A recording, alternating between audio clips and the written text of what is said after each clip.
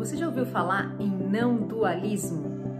Entender o não dualismo vai mudar completamente a forma como você enxerga a sua vida e, portanto, como consequência, a forma como você vive e experimenta a sua vida. Vem comigo? Eu sou a Renata Fernandes e este é o Reconexão Interior. Para a gente entender o não dualismo e os impactos que essa filosofia tem na vida da gente, a gente precisa começar falando do dualismo, ou da forma como a gente está acostumado a viver a nossa vida hoje. E não, esse não é um vídeo sobre filosofia. Esse é um vídeo sobre as consequências práticas da gente adotar uma visão de mundo ou a outra. Então eu vou começar falando do dualismo, porque como é a forma como 99% das pessoas vive as suas vidas hoje, ela fica mais fácil da gente se relacionar, fica mais fácil da gente compreender, tá bom? O que é então o dualismo? O dualismo é uma forma da gente ver a vida, ou é uma filosofia de vida baseada na crença da separação. O próprio nome já diz, dualismo vem de dois.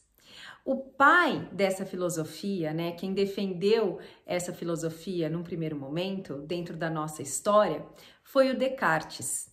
Ele falava que o ser humano ele só podia ser estudado a partir dessa visão dual, a partir da divisão entre corpo e espírito, sendo o corpo o aspecto do ser humano material e o espírito o aspecto imaterial.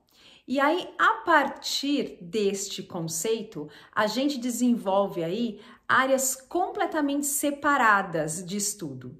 Então, quem vai estudar a matéria é a física, e aqui nesse caso eu estou falando da física tradicional, da física newtoniana, e quem vai estudar o aspecto imaterial é a religião, porque o aspecto imaterial naquela época não poderia ser explicado através da física. E como a física tradicional, né, não a física quântica, como a física tradicional, ela não conseguia explicar esses acontecimentos dentro do que era julgado espiritual, dentro do que era imaterial, então isso vira campo de estudo da religião. Só que isso explicando de uma forma muito superficial o que é o dualismo, né? Porque o dualismo, ele tá entremeado em muitos outros aspectos, em muitas outras camadas da nossa vida. Se a gente acredita no dualismo, a gente vai também acreditar que para tudo, para qualquer coisa que existir, existe também o seu oposto. Então a gente vai acreditar em bem e mal, em feio e bonito, em saúde e doença, em falta e abundância, porque são opostos. Então a gente vai viver de acordo com a existência desses opostos, né? Com relação às coisas que eu quero e às coisas que eu não quero e assim por diante. Então, se a gente viver a nossa vida baseado na filosofia do dualismo, quais vão ser as consequências práticas na vida da gente? Você consegue observar na sua vida e na sua história como é que você vive baseado nessa filosofia aqui, ó, nessa filosofia do dualismo? Eu consigo observar na minha vida isso em vários aspectos. Para começo de conversa, a gente tende a acreditar que existe sim um mundo espiritual e um mundo material que não se misturam, né? Que não conversam um com o outro. Ou às vezes a gente até acredita que é tudo a mesma coisa, mas a gente acredita só no mental. Para a gente, vivendo aqui nessa terceira dimensão, né, ainda é muito difícil de integrar essas ideias de uma forma diferente. Por isso que é legal falar a respeito, porque quando a gente conversa a respeito, a gente vai tornando esses assuntos mais comuns, vai desmistificando o que parece ser uma coisa muito fora do normal, né? E não é. Você consegue identificar na sua vida como é que a gente vive baseado nessa filosofia do dualismo? Para que a gente possa ganhar um pouquinho mais de consciência sobre como é que isso se expressa na nossa vida, eu trouxe aqui alguns exemplos. Então, no primeiro exemplo, eu coloquei aqui, ó, aspecto material e aspecto espiritual da nossa vida. Se você for uma pessoa que tem alguma prática espiritual, por exemplo, se você reza, se você faz meditação, se você acende lá o seu incenso, você já percebeu como a gente separa na nossa mente momentos que são específicos para essa prática? Por exemplo, é como as pessoas que vão à igreja, rezam lá na igreja, né? Lá nós somos todos irmãos e tal.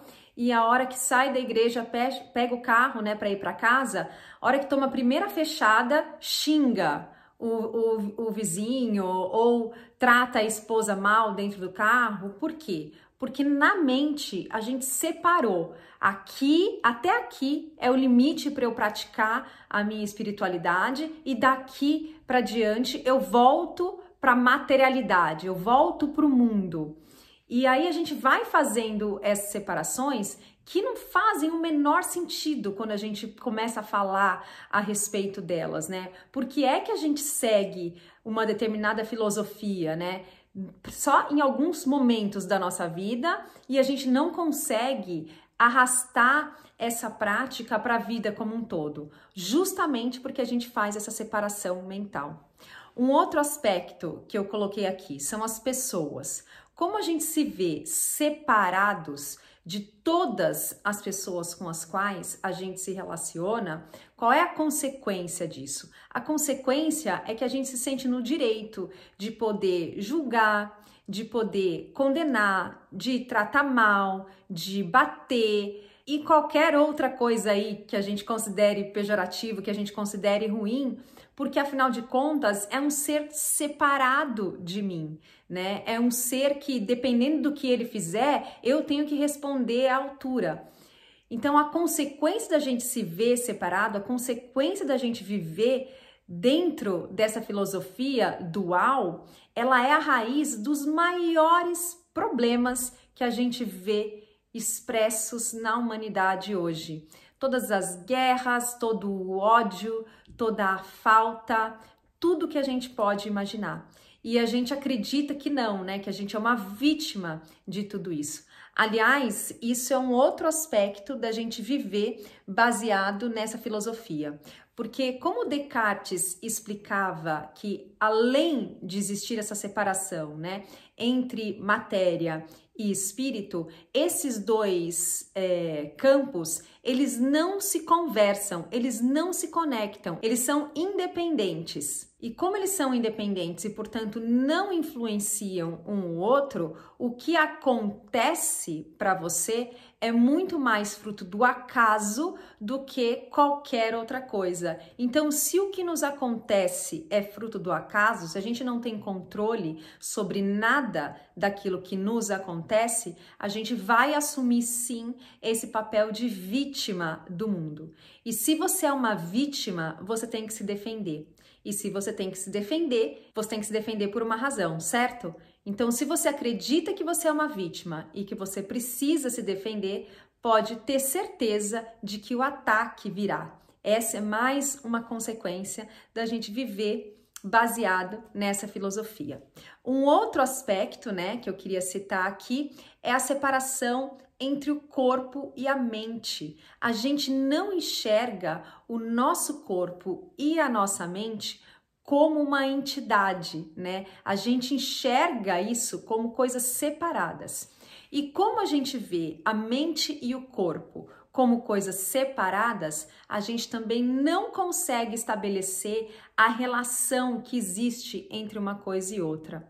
Um exemplo muito claro de como isso acontece é quando, por exemplo, a gente fica doente. A gente tem alguma coisa no nosso corpo físico, né? Vamos supor aí que você tá com uma gastrite, uma dor de estômago. e você vai ao médico.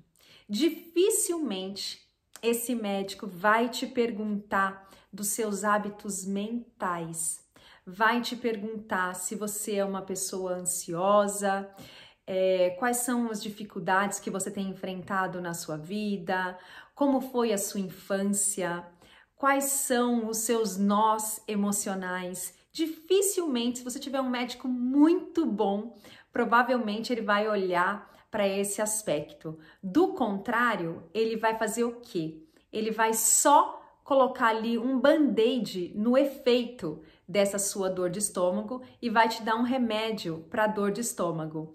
Se a gente for pensar bem, a gente separa inclusive os médicos que são responsáveis por essas duas coisas, né? Você vai talvez procurar um psicólogo ou um psiquiatra para cuidar das suas questões mentais e um médico especialista para cuidar de alguma coisa no seu corpo. A gente não é visto de uma forma integrada. Dificilmente a gente vai encontrar uma medicina que seja aí integrativa, né? Que considere o ser humano como mente e corpo juntos, porque no fim das contas está tudo relacionado.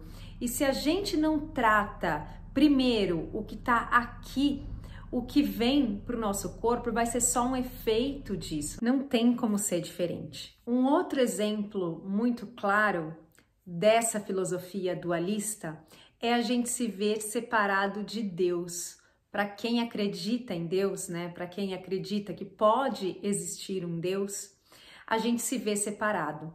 E como a gente se vê separado, sempre que a gente enfrenta alguma dificuldade na vida da gente, o que é que a gente faz? A gente pede para Deus, a gente pede para que Deus intervenha na nossa vida e resolva os nossos problemas. Resolva os nossos problemas de saúde, os nossos problemas de relacionamento, os nossos problemas de dinheiro e qualquer outra coisa que a gente possa ter aí de problema. Porque além de a gente se ver separado, a gente enxerga Deus como um ser todo-poderoso acima de nós, né? E que vai aí julgar se a gente merece receber essa ajuda ou não. Então, será que não tá meio esquisito isso, né? Como é que esse Deus, que é só amor, né, que é onipresente, que é onipotente e que é só amor, poderia julgar os seus filhos para decidir se eles têm direito ou não ao seu amor, se eles têm direito ou não de ser feliz? Não tá meio esquisita essa história? Bom, isso é viver de acordo com a filosofia do dualismo. Tem muita coisa que não se encaixa. O problema é que a gente não para pensar a respeito. A gente só continua fazendo, a gente só vai vivendo e a gente não para olhar. Dificilmente a gente tem que passar por algumas situações muito difíceis na nossa vida para começar a se questionar a respeito disso tudo aqui. E quando a gente começa a se questionar, a gente percebe de que existe alguma coisa errada, alguma coisa aí não se encaixa. Então, se a filosofia do dualismo não representa a realidade última, o que é que representa então essa realidade? Como é que a gente pode explicar a vida a partir de uma outra filosofia? A gente pode olhar a partir do não dualismo. O que é o não dualismo, então? O não dualismo é a filosofia que fala sobre a unicidade, que explica que nós não estamos separados nem da nossa fonte e nem dos nossos irmãos, vamos chamar assim. Então, quais são os aspectos práticos da gente entender essa filosofia e não só entender, né, mas plantar ela ali como uma semente bem fundo dentro da gente, dentro da nossa consciência, para que em algum momento isso possa gerar frutos na nossa vida. E os frutos vão ser a consequência da gente, de fato, viver a vida baseado nessa filosofia. Porque o que a gente consegue fazer hoje é muito mais entender isso daqui mentalmente do que de fato colocar em prática. Mas vamos entender essa compreensão como um primeiro passo, né, na nossa mudança de paradigma, inclusive como sociedade, né? Então, o primeiro aspecto que eu queria mencionar é que não existe mais separação entre matéria e espírito. Tudo é energia espiritual. A gente acaba interpretando tudo de uma forma diferente em função dos nossos 5 sentidos humanos, né? Mas a própria física já consegue comprovar de várias formas como os nossos 5 sentidos são limitados, como tudo aquilo que a gente vê, na verdade, é muito limitado com relação ao que é, na verdade, né? Se você pensar aí em ondas gama, em raio-x, são energias que vibram numa frequência que a gente não é capaz de identificar com o nosso olho humano, né? Mas a ciência foi se desenvolvendo de um tanto que hoje a gente consegue explicar muito das coisas que a gente não consegue ver, que a gente não consegue escutar, que a gente não consegue sentir. E então é isso. Isso é o aspecto espiritual, né? Então tudo é energia. A matéria é só uma forma de como a gente interpreta na nossa mente, através dos nossos 5 sentidos, essa energia. Com relação às pessoas, você já imaginou se a gente conseguisse entender que não existe de fato uma separação entre as pessoas com as quais a gente se relaciona? Como é que você se relacionaria, né? Será que isso teria um impacto na forma como você se relaciona com o seu marido, com o seu chefe, com os seus filhos? Eu consigo imaginar que o impacto disso seria absolutamente transformador, não só para as nossas relações, mas também pela forma como a gente vive em sociedade. Com relação a Deus, quando a gente passa a entender que nós não somos separados de Deus, vem também junto com essa compreensão esse outro aspecto aqui, ó, de co-criadores. Se nós somos criados à imagem e semelhança de Deus, e se nós nunca nos separamos dele, a capacidade criadora de Deus é também compartilhada conosco. Então a gente pode criar e experimentar nessa vida, nessa dimensão, tudo o que a gente escolher. Então olha que grande mudança de paradigma. A gente sai ali do papel de vítima do acaso, de tudo que acontece no mundo, para criadores. A gente cria a partir da nossa mente, a partir dos nossos sentimentos, a partir das vibrações energéticas que a gente emite e a partir das atrações através do eletromagnetismo, né? Então é uma mudança completa de paradigma. Um outro aspecto, né? O aspecto corpo e mente.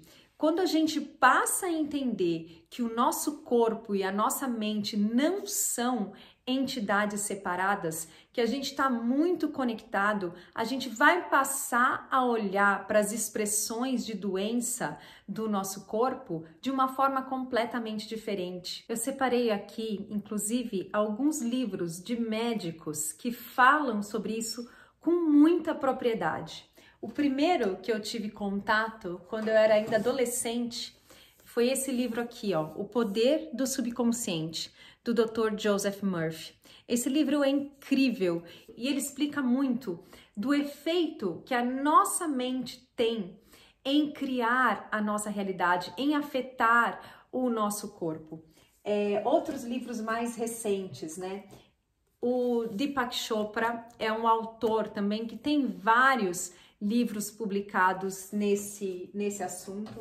Um que eu gosto muito, que eu já falei aqui para vocês, é o Dr. Joe Dispenza. E o último que eu tô lendo é desse autor aqui, ó, Gabor Maté.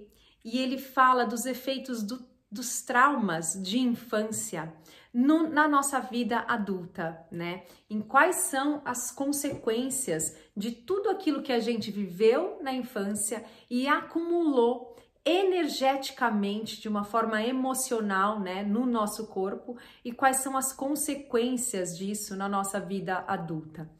Então, está muito mais do que comprovado, né, de que essa relação entre mente e corpo, ela é uma relação única. Não dá mais para a gente continuar tratando doenças, né, ou os nossos processos de adoecimento só olhando para o efeito, só olhando para as consequências do que veio muito antes. Hoje eu estava assistindo um vídeo do Aaron Abic. É um menino que eu gosto muito dos vídeos dele. Ele é americano e ele estava contando uma história sobre um dia que ele foi na academia e ele machucou as costas. E ele passou o dia inteiro só deitado em posição fetal porque estava doendo muito. E ele fala muito de não dualismo, né? Por isso que eu quero trazer essa história.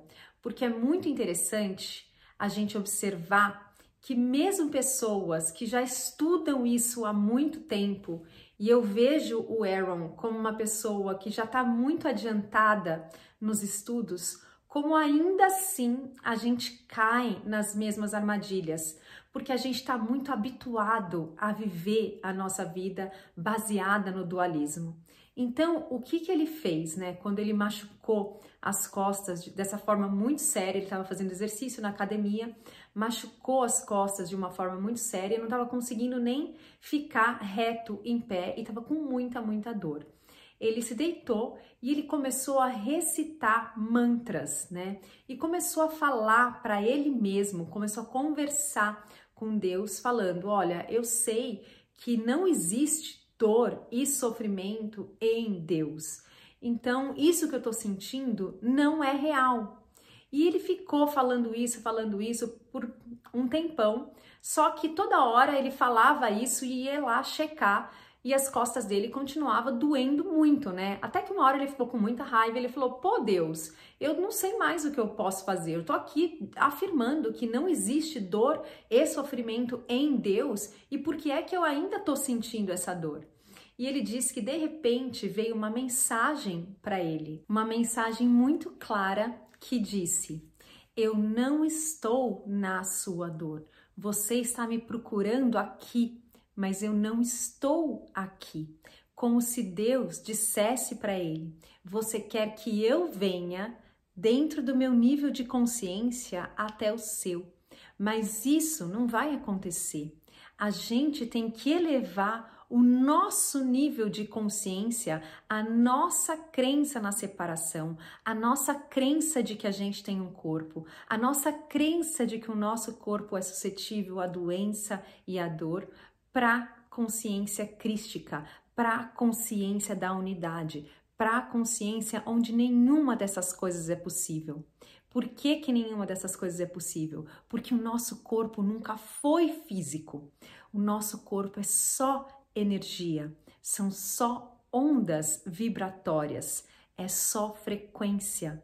Então, se não existe um corpo físico, a gente pedir pela cura desse corpo físico não faz o menor sentido. E quando ele entendeu isso, quando ele sentou em meditação e ficou experimentando esse lugar, né?